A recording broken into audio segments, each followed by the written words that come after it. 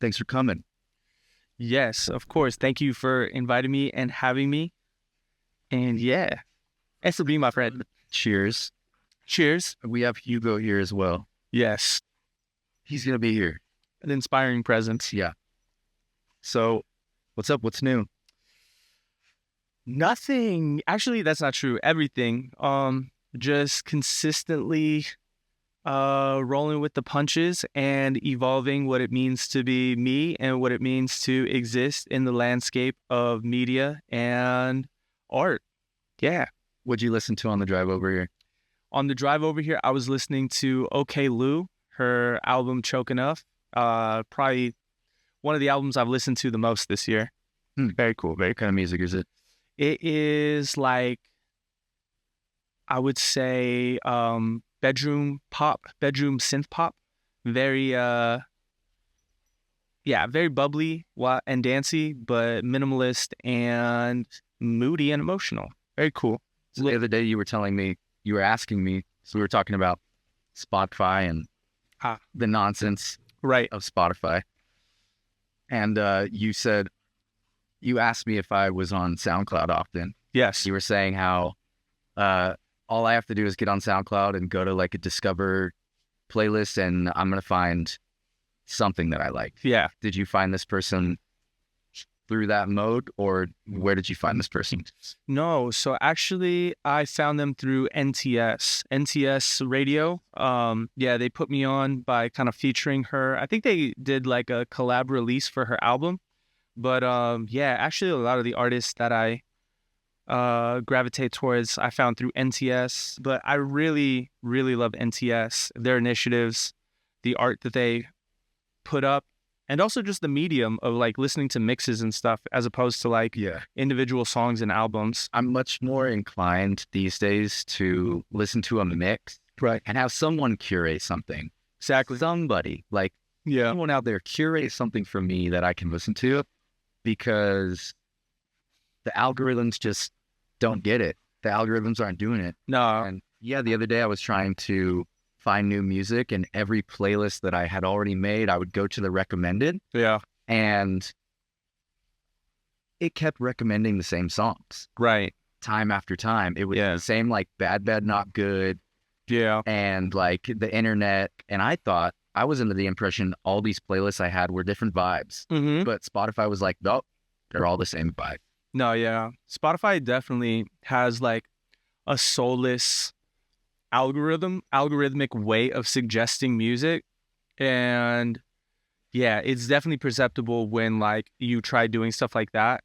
NTS is just like, I don't know. I like when I don't have to think about what to put on, because as somebody who listens to so many different types of music, so many different genres, it's like impossible for me to feel satiated by like an album or like by one specific vibe. So I appreciate the fact that NTS is just like, here, we're just going to play you a bunch of cool music. And then depending on the host and like how familiar you are, it's just, you can definitely develop a lot of trust in what somebody curates and stuff. Yeah. So I think the most recent thing that I saw from you is you've been working with Tia Corine, and she has a project coming out that you are heavily involved. Yes, definitely. Tell us about that. Yeah, so it came about pretty naturally. I mean, me and Tia, we really work when she comes to LA, and we've been able to develop a relationship off of her trips to LA, and me producing and engineering for her. And so that would just happen. And then naturally it just became like I was very involved in a lot of the songs from her album just by all the trips and all the recording I would do for her. I'm grateful that I produced 4 songs that ended up making the album. So I'm really, really, really excited about that. And honestly, it's really cool to be able to have a friendship and a relationship that's organic. Me and Tia started off making music together in like my shipping container in Boyle Heights. And this bull's fucking... I know, dude. Come on. Hugo actually is the owner of the house. So yeah. Oh, I was gonna ask you, how do you like my new place? Oh, I love your new place, dude. I just bought it. Immaculate. And it's a beautiful place. Please, don't doubt Spencer, bro. He's got his cheddar up. His coin is solid, bro. It ain't bit. It's the whole thing. It ain't a bit. It ain't a bit. It's a lot. What's your project called that's coming out? CORINIAN, yes. So, yeah, and not to speak too much on her behalf, but her projects have been like a lead up to this album, because one of her projects was I Can't Wait. Then another one was Almost There. This one is about getting to her world and fully immersing yourself into her creativity. And so the world is called Corinian. She's a Corinian. And yeah, it's really, really, really exciting. I can't wait for other people to hear it because I've been bumping it a lot. Really, really cool. Well, so when we say you're on songs, right, you produce these songs. Yes, produce 4. Produce 4 of the. There's gonna be. She hasn't released a track list, but there's gonna be a lot. It's gonna be a full album. It's gonna be a big album. I recorded 11 of them. So yeah, I was like, I want to say accidentally heavily involved just because like it never started off like, yo, Ochoa, you're going to record like 11 songs off my album. It just really started as trips to LA. And Tia invited me to record her vocals. And then just through that, we amassed a bunch of songs. And yeah, like, so accidentally I just became like pretty integrated into the album. And I'm really excited. I feel like I put a lot of myself into it. And whenever I record Tia, it's serious. I take it very, very serious, and I respect her artistry so much. And I'm very grateful that she even lets me into that space, because as an engineer, you're like the bedside to an artist. You can make or break a lot of different things by either fucking up the auto-tune or getting like different EQs correct. So I'm grateful that we were able to develop a relationship where she puts a lot of trust in me and I'm able to meet those expectations. And now this shit's going to be out into the world. And one of the songs that I recorded is already out in the world, Backyard, with JID. So, Heard of him? Yeah, heard of him? Yeah, no. Amazing. It's really exciting. So how did you and Tia link up? Because I know the story, but for anyone that's like possibly watching. Yeah. And maybe for Hugo, who doesn't know. Yeah, Hugo doesn't know.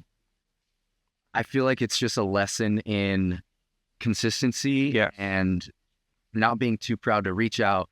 Yes. Talk to an artist that you think is cool. Yeah, no, 100%. You're totally right. Me and Tia met because I listened to my Discover Weekly. I heard one of her songs and instantly, like, from the beginning to the end of the song, I was like, this person is a fucking star. Like, she's amazing. I went to her Instagram and just shot her a DM and was like, yo, you're incredible. Like, I would love to send you beats. What year was this? This was 2019.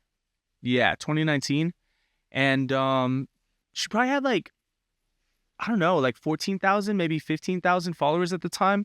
And she was like, yeah, of course, send me beats. And I just kept sending her packs. The first couple packs, she didn't record on anything. And then one day she sent me like a video of her like playing back a song that she recorded with one of my beats. And she was like, yo, this is cold. And then probably a few months later, she hit me up and she was like, yo, I'm in LA. Like, do you want to link? And I was like, fuck yeah. And I was super nervous because I was in a shipping container, like a dirty ass, dusty ass shipping container. And she like is coming from across the country, probably thinking I'm a professional dude. I was mad nervous, and then she pulled up, and dude, like all the stuff I was worried about, she didn't give a fuck about. She was just there and excited to work, and we made an incredible song that's actually out. On Peas is the first song me and Tia ever recorded together, and that one's on like probably her second project. And then since then, every time she's come to LA, like she's always hit me up to record and to catch a session. Tia has shown me nothing but the utmost respect and the utmost trust in my artistry. And really all it took was a DM, Yeah. And honestly, like, I think it was just like a matter of being a fan of hers and wanting to be a part of good music that I thought was good. And from there, it just blossomed into an awesome relationship. And she's just been doing amazing. And I think the new album, CORINIAN, is going to be indicative of like how much organic and sincere effort was put into that album. Yeah. Were those songs made with her in mind? Those beats, I mean, were the beats made with her in mind? Were they just made in the shipping container, if you will? Or, you know, how many of those songs were you like, this is for Tia, or this is just something that I'm making? Right. None of them were made for Tia or specifically for Tia. And I think that's the best part and my favorite part of our relationship is that I get to make the beats that I want to make, and I get to tap into the vibes I want to tap into, and Tia kind of meets me in the middle. Exactly. Like, I think one of my favorite songs that we've done together was Bonnet, and that beat is one that I didn't even want to play for her. Like, it was like I played it on accident, and she was like, oh, go back to that. And I was like, oh, this is a weird one. Like, I don't know if you're gonna like it. It has like a weird like fucking drum and bass switch up in the middle. And she was like, I love this. This is my favorite. I can't believe you weren't going to play this for me. Yeah. That's always, I feel like, how it goes. Yes, exactly. It's totally how it goes. And it's amazing because like now as I make beats, I feel a lot more confident in making what I like, what I care about, and what excites me, as opposed to making tight beats or making beats that like are going to fit in with artist catalog. Yeah. And maybe it's something that's predictable to them and they want unpredictability. They want something different. They don't want to make their last project over again. And you may or may not have a folder on your computer titled like beats for this person, or maybe for this person or this. Yeah. But like, I'm just going to guess that those aren't the ones that those people are going to pick. No, like rarely ever. And I used to think of it as a weakness that I wasn't able to like make tight beats, or that like I couldn't really have the capacity to make beats like somebody else's beats. But working with Tia and just working in general, I've found it to be my greatest strength, is that whenever I play beats for people, whether they like them or not, they're going to acknowledge that they're different and that they're sincere and that they're unique to me. Yeah. And that's something that I found to be my strength, which is like that my beats sound like my beats. Yeah. And they really do. Yeah. If you like it, then that's amazing. If you don't like it, then that's cool too. But I've never felt like I've been chasing someone else's wave. This is Dotcalm Radio. I popped in every now and then on your TikTok while you're making beats. And to me, and to, I don't know, I guess the social media zeitgeist, you just, and we all just, I think, assume that producers are always making music. Right. Always doing something, or you always like throwing something at the wall. But like, do you find yourself uninspired? Do you find yourself like not wanting to make beats, forcing yourself to, or I guess like, what happens when you hit a creative wall or a block? Dude, thank you so much for asking that, because I feel like the past 2 years have been dedicated to understanding that balance within myself. I've been making beats for 13 years now. And for probably 10 of those years, I would make beats every day, and I would feel a lot of conviction and a lot of stress if I wasn't making beats. And a lot of my self-worth was almost like determined by how much I was making beats and determined by how much I was making music.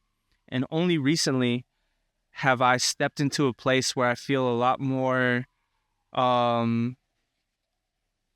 grace to not make beats and to not be consistently fucking pushing myself to, or force it. It's not really pushing myself, like forcing myself to make beats and to find self-worth. Yeah, exactly. And at what cost too? Because like, dude, there's so much life to live, and I spent a lot of time by myself in either my room or in a studio making 4 or 5 beats a day. And like, in reality, it's hard to say because like I definitely know that I've gotten better and I am who I am because of all that time. But at the same time, I probably have, no lie, like 2,000 beats that have never been heard and will never be heard by anybody. And how many that you've forgotten about?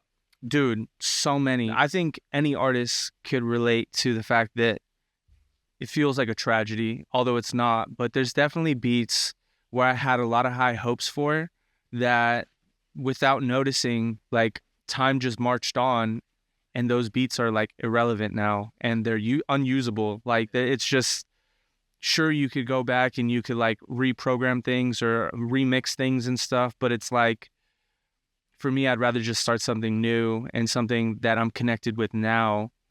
And so, yeah, like, I don't want to say it's a waste of time and I don't want to say it's a waste of effort.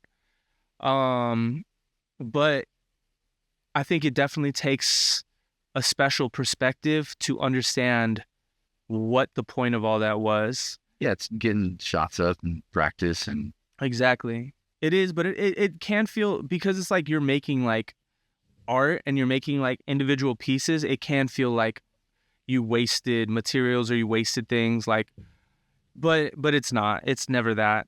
It just sometimes it feels crazy because there's stuff that I wanted to put out in the world and stuff that I really felt was special that I never did. But that's more of a lesson for kind of my own for my own fragility, you know, for my own self-consciousness. I would say for anybody out there who would want to make beats or who feels like this, I would say it's good to live life and it's good to like go out and experience things so that when you do sit down to pull from that creativity or to force yourself or to be expressive, like it doesn't feel forced and it feels like actually relieving. Yeah, I feel like that's the age-old story of like these bands that get huge and then all they can start writing songs about is being a band. Yeah. A band on the run. Yes. On the road. And like, you got to go live life.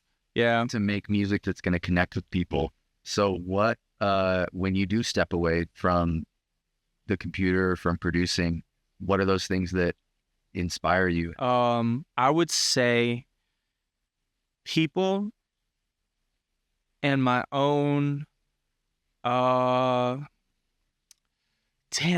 like I guess it would be people and conversations. I'm a big yapper and I love hearing people's thoughts and I love people being vulnerable. So that definitely motivates me a lot, but also kind of like my own solitude. Like I wouldn't say I'm not a lonely person, but I'm a very individual person.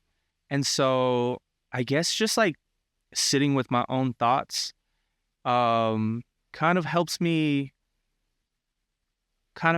like mind my own heart, you know, like it's as corny as it is to say like, oh, you got to search within yourself. You got to like listen to your heart. Like, I feel like when I step away from the computer and like go to the beach or like go sit at a coffee shop and read, that gives me the personal space to kind of like determine how I'm really feeling and determine what's exciting to me. Yeah. Now you can sort of have a different lens on things where you can go, oh, well, I was, you know, that was a really, really beautiful view that I saw earlier. Yeah. And something kind of maybe sad happened or right. Exactly. And you're just going to filter that in rather than like, this got to hit really hard. Yeah. I definitely, I do terrible when I have like intentional goals or whatever, when I have prompts or when like somebody wants to like make a specific thing. I do pretty bad with that because like, to me, like, I feel like a lot of life is serendipitous. Like even like books, you know, like I'll pick up a book, not because like I heard of it or because I want to read it, but because like it looks good to me. And through that, I feel like that book was there at the right time, at the right place for me. And it's the same thing with like riffs or melodies, chords, samples, synths, presets, all this different stuff. Like I feel like if I connect with it instantly, then I'm just going to follow that. And through kind of like my own patience and my own like solitude, I feel a lot more confident in making those choices. Because I feel like when I'm consistently making music and I'm consistently trying to like make something for somebody, I doubt my convictions and I doubt the sounds, and I just feel like things aren't worth continuing to build, you know? But like when I'm step away from the computer and step back into it, I'm a lot more interested in the things that I choose, and I'm a lot more open to like the process as opposed to like controlling the process and making everything intentional. Yeah. Anything from you, OTXOA, Yes. personally, that we're able to look forward to?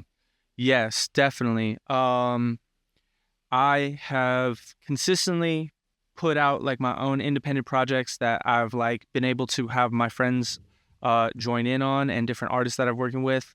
Currently I'm working on my own music and songwriting my own stuff. I really want to step into that field, and I have a few songs and a sound that I'm developing, and probably 2026 around February, I want to unveil that, and I really want to make a step towards being my own musician. I already am, but I just have been on and off with like making my own sound. But this year I've spent a lot of time developing that and putting myself into that, and I feel really confident about what I've made. So I'll probably drop a song before the year ends.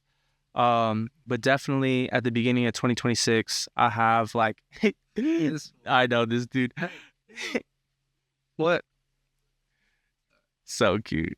Nah, but by the beginning of 2026, I'll have my own project and hopefully like my own ecosystem. I really want to develop an ecosystem for myself. I mean, I'm 34. Like, I feel like at this point, like making music should be a fully involved, fully formed thing, not just like doing stuff that I can, but doing stuff like big time. Yeah, exactly. Thank you, man. Yo, thank you. Love you, man. Love you, dude. Love you, Hugo. Radio episode 1. I guess we'll see if this works with the dog, with the lighting, with the fucking everything. I'll probably have you back. Yeah. No, it's all good. It's all I paid so much for this house that I should probably millions, have you back multi-million before I sell it. Exactly. Before you sell, before the trial lease ends. Yeah. Turn around. So yeah, I'm trying to flip it.